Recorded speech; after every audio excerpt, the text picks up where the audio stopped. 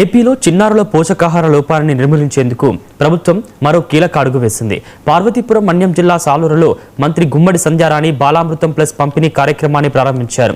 Vijayavahini charitable foundation, Tata trust సహకారంతో అమలవుతున్న ఈ కార్యక్రమాన్ని తొలి దశలో ఎన్టీఆర్, పార్వతీపురం మన్యం, తిరుపతి జిల్లాల్లో 24 నెలల పైలట్ ప్రాజెక్టుగా చేపట్టారు.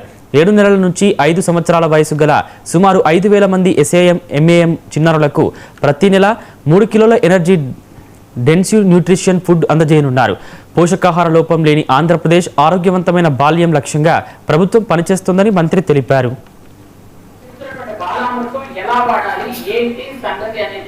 తల్లికి బిడ్డకి ఆ తండ్రికి కూడా తెలిసే విధంగా మీరు చెప్పినట్టయితే వాళ్ళకు కూడా దీని మీద అవగాహన వస్తుంది. ఇలా ఇస్తున్నారేమో. ఎందుకంటే ఎప్పుడైనా మకాల మీటింగ్ లో మేము అడిగితే ఏమన్నా తెలుసు అంటారు చాలా మంది మా వాళ్ళు. అంటే మీరు పని చేస్తున్నారు అన్నది నాకు నమ్మకం ఖచ్చితంగా. ఎందుకంటే మనకు ఆల్రెడీ తండ్రి వచ్చింది.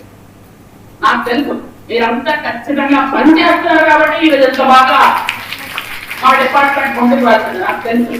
కానీ మీరు పనిచేస్తున్న సంగతి బయటగా తెలుస్తుంది. కానీ తల్లి పాల ద్వారా వెళ్ళాలి. కాబట్టి తల్లి పాలింతగా ఉన్న తల్లి కూడా పోషకాహారం తీసుకోవాలి. పిల్లలకు మీరు ఎంతవరకు పాలు ఇవ్వగలుగుతాం అంత మంచిది.